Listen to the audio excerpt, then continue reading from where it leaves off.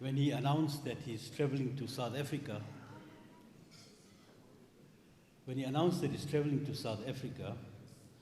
the British Parliament declared it a public holiday and raised their glasses because there's no one there to give them grief. So I'd like to take this opportunity to welcome our special guest, a UK politician, former leader of the Labour Party, and lifelong campaigner for social justice, equality, and Palestinian rights, Jeremy Corbyn. Thank you so much for inviting me, and it's wonderful to be here supporting the Iman Al-Ghazali Global Fund for Palestine and for so many other good causes. And it's wonderful to be back in South Africa. I haven't been here for a very long time, but the two flags we have up here, Palestine and South Africa, both to me represent humanity's struggle and human perseverance to bring about a better, more stable world which recognizes the needs of all people. The struggle you went through in South Africa to throw off the yoke of apartheid, to throw off the horrors of the past laws, the banning, the shootings, the imprisonment, the export of people, and all the exploitation of the mine workers and so many others. You fought back against the apartheid regime. Many of us around the world were proud to make acts of solidarity in support of what you were doing. And in the case of my own country, in Britain, whilst it had a very checkered history of often supporting officially the apartheid regime in South Africa, nevertheless, the ordinary people of my community, the ordinary people of every city in Britain, they turned out in their thousands in solidarity with the South African people fighting back against apartheid. And it is from that we learnt a great deal. And when Madiba came out of prison after that very, very awful long period and eventually became the President of South Africa, he came to London twice. On the first occasion, he came as the freed prisoner, Mandela, and he came in order to talk about South Africa. And I had the chance, because all the other MPs had disappeared except my friend, the late great Tony Benn, and myself. So we sat down around a small table with him, talked about his life and his experiences, and he talked about Palestine and how the freedom of the people of South Africa will never be complete until the Palestinian people are also free. So we need to deliver that. And in the case of my country, Britain, the history is beyond checkered. The history is one of an imperial power, of a global colonizer, and of a very significant economic power as well throughout all of that. Britain's role in Palestine was and is something that has to be deeply and profoundly questioned. Under Zionist pressure, the British government in 1917 agreed the Balfour Declaration. The Balfour Declaration, which essentially offered up land to another people except the Palestinians who were living there. Interestingly, it was a product of Zionist ideology and Zionist demands and Zionist pressure on the British government. There were two members of the cabinet at the time, Jewish members of the cabinet, who voted against the Balfour Declaration because they said it will provoke racism, it will provoke anti-Semitism from which we will all suffer. We should respect all peoples around the world. However, the Balfour Declaration went ahead. The Sykes-Picot Agreement had already been done but kept in secret until the Soviet Union revealed it 8 years later. And then after the First World War, the colonizers got to work and did what they're good at, getting out the rulers, the indelible pencil, and drawing lines on maps and handing bits and pieces of different parts of the world to different European powers. In the case of Palestine, the mandate was handed to Britain. That mandate was to control the occupation and was to actually oppress the national feelings and national demands of the Palestinian people. What is often not talked about in British or world history is the brutality with which the 1936 Palestinian uprising was put down by British forces and the British Army. Thousands were imprisoned, many killed, and particularly the trade unions that spoke up for the Palestinian people were often banned and their leaders imprisoned as a result of it. And so that then led on, of course, after the Second World War, to the foundation of the State of Israel, the Nakba against the Palestinian people, driven out of their homes, driven into refugee camps in Gaza, in Jordan, in Lebanon, and in Syria. And in all of my speeches I do on Palestine and everywhere I go, I just simply add this to it. Let us never forget the plight of the Palestinian refugees living as second-class citizens in other countries for 70 years. They too deserve the right of return. And so you then ask yourself more recent questions about Britain's relationship with Israel and relationship with the Palestinian people.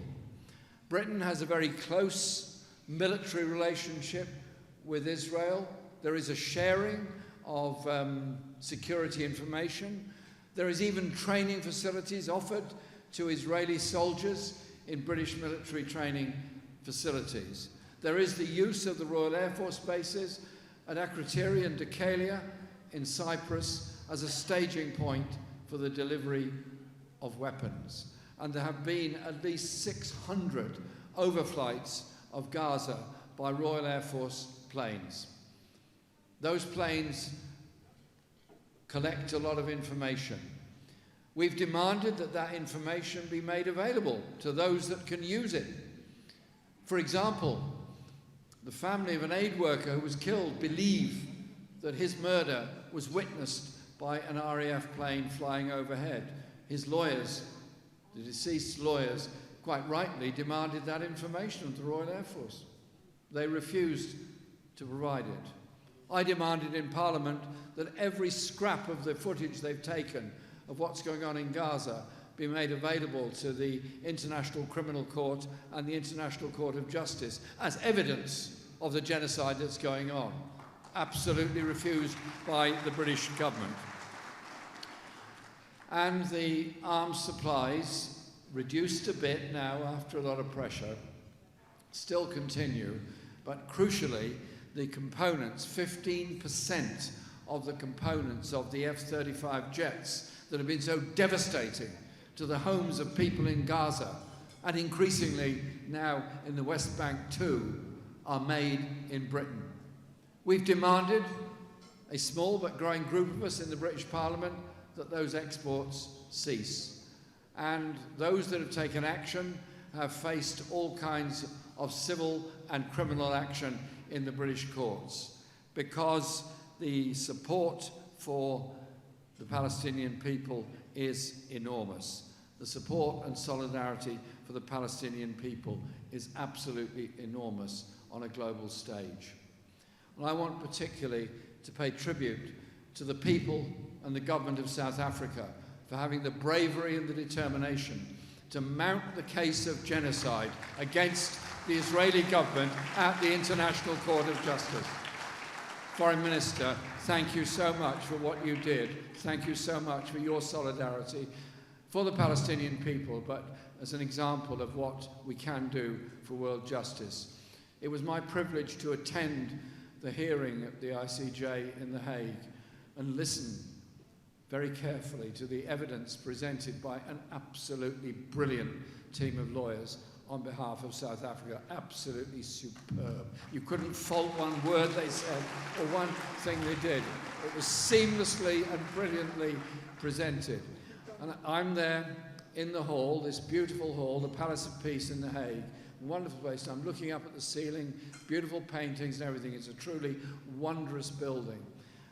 And I thought back to the shootings at at Sharpeville, to the Rivonia treason trial, and all the other horrors the South African people went through, and in throwing off the yoke of apartheid, was strong enough to take on the world's might in exposing genocide by Israel against the Palestinian people. Thank you, South Africa, for doing that for the whole world. But you are now faced with threats of tariffs from the United States because you've spoken up around the world. But what's happened over the past week in New York at the United Nations, I think, is a triumph for the people of the world. We've had recognition of Palestine by many countries around the world, rather lately and rather belatedly. Britain and France and Canada and Australia have recognized Palestine with an awful lot of conditions and an awful lot of caveats that go with it. And I'll come back to those. But basically, the point of recognition is a result of a huge amount of political pressure that's been put on the British government and other governments to do it. But the horror story is unchanged for the people of Gaza. The horror story of the genocide is unchanged. Through our project, the Peace and Justice Project, we held a tribunal 2 weeks ago in London over 2 days. We did it because I proposed a piece of legislation to the British Parliament that they set up an official inquiry into British policy in relation to Gaza and the occupation of the West Bank. We got it through its first stage in Parliament with some difficulty, but we did. At its second stage, it was blocked by the government. So I said, well, frankly, I don't care. If you're afraid of having an inquiry, you've probably got something to hide. And so we will organise our own independent inquiry.